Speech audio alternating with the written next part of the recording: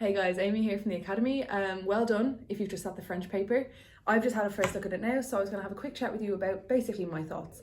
First of all, before we go into it, I think it was a lovely and fair paper. I think, there was a good range of topics that came up, so there should have been a question for everyone on there. So we'll start obviously then with the comprehension.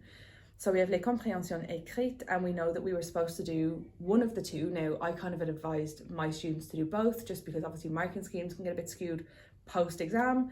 But I think with the first one, with our journalistic piece, what was really, really nice is obviously we had focused a lot this year on kind of online learning and learning during COVID and these kind of things. And it really helped, or it really kind of brought that vocab in, and the questions were very much of that nature. So I think if you had prepared that well, this comprehension should have been quite nice for you. I think obviously the synonyms that we prepare in class and kind of the approach that we take with keywords and things like that would have helped really well, especially in this question. So if we look at kind of like qu'est-ce qui a empêché, so what stopped, and I always say to my students like empêcher, arrêter, there's synonyms, like everything that we had looked at, you can kind of use those skills to find the answers. And I think I was kind of chatting to some of my students afterwards, and they were saying that most of these questions were fairly handy in that there was a keyword in it, or there was a synonym that they knew, or there was something that we had prepared that they were able to find, or a skill they had that helped them to find the answer in the comprehension. I think kind of generally speaking, there's not too much to say about that one because it was very cut and dry. It was learning online, kind of, if you could understand the question, it was pretty easy to find the answer. And even if not, once you could pick the main idea of the question out, you could kind of scan through the text and find the answer there. Obviously, it was about a teacher who became a YouTuber. She put all of her classes online during lockdown. So it's super, super relevant, okay? So then after the journalistic, obviously then we come to the literary comprehension. I was speaking to a few of my students, and I know they found that a bit harder. They found it kind of more challenging and less approachable. So don't be too disheartened if you found it a bit tougher. But like that, so we have kind of, we start with our byline. We have Alex, young person who had an accident, ends up in a wheelchair. They go to their psychiatrist's house, and they're speaking to their psychiatrist's wife, who is also in a wheelchair, is also a wheelchair user. So it's things like, looking at this, what they said was really handy was, having the skills to decode the question. So relever la phrase. Le relever means you take it straight from the text. La phrase, you're looking for capital letter to full stop. So, we have kind of, even if you couldn't find, or you weren't able to fully translate the text, or you found kind of passage of it slightly harder, they were saying that even kind of with those skills that, it's kind of one of those things that they were able to pull it apart. I think with that, the grammar question here was slightly more accessible because they were looking for a tense and not for, I suppose, what the word replaced like they did in the first one. So you're looking for your conditional, that's your endings, AIS, AIS, IIT, IONS, IEZ, AIENT. And I think kind of more or less, once you could find the keyword in the question, you could quite easily find the answer in the text. And the question 6, I know kind of a lot of students find this a bit tough because they're like, I just don't get what answer they're looking for. I could imagine that once you had kind of something nice, obviously we haven't seen a marking scheme yet, but once you had something to say that was relevant even to the question, and once you could back that up with a quote, there shouldn't be any issues with getting the marks there. So kind of overall for the for the reading comprehension section, in general, fairly accessible. A good bit there that if you had practiced them, if you were looking at kind of keywords and how to find answers, and that should have been okay. Okay, so after that we obviously start then with the written section. We have question 1, which is our obligatory question, 90 words, 40 marks, and obviously the themes then are linked to the comprehension. So our 1A there is, do we kind of fully exploit the potential of technology? Are we using technology to its full potential? So you can obviously talk about the usage of technology in everyday life. And what would be really nice to see there is what else we could do. So obviously we've got kind of the advantages of technology, and then, if you were really pushing, you could kind of throw in something like how it could help us in the future.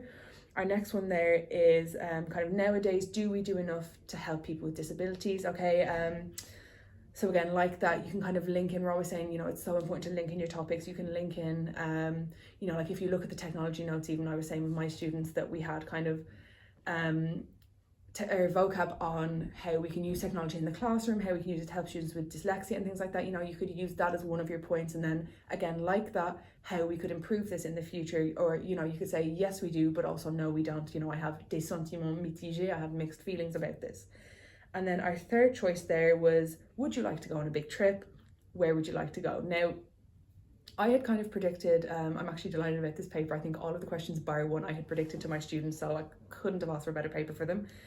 With this, I think the least explicit one we saw was I had kind of pushed staycations quite a lot. So you could have, if on, you know, on the day when you open this, you could have brought in staycations there. You could have said, obviously this year it was not possible because of COVID, you couldn't go on holiday.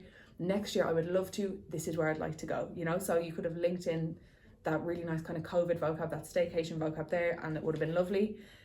So we'll look then, I kind of said with mine, you know, we weren't really sure how the rest of the questions were going to be laid out because obviously we'd never seen it before. So 2 was a diary entry, 3 was an opinion piece, 4 was a letter or email, what is traditionally a question to be, 5 was an opinion piece, and 6 was an opinion piece. So question 2 there was our diary, and it was, so the translation of it is, you're a musician and you give concerts online.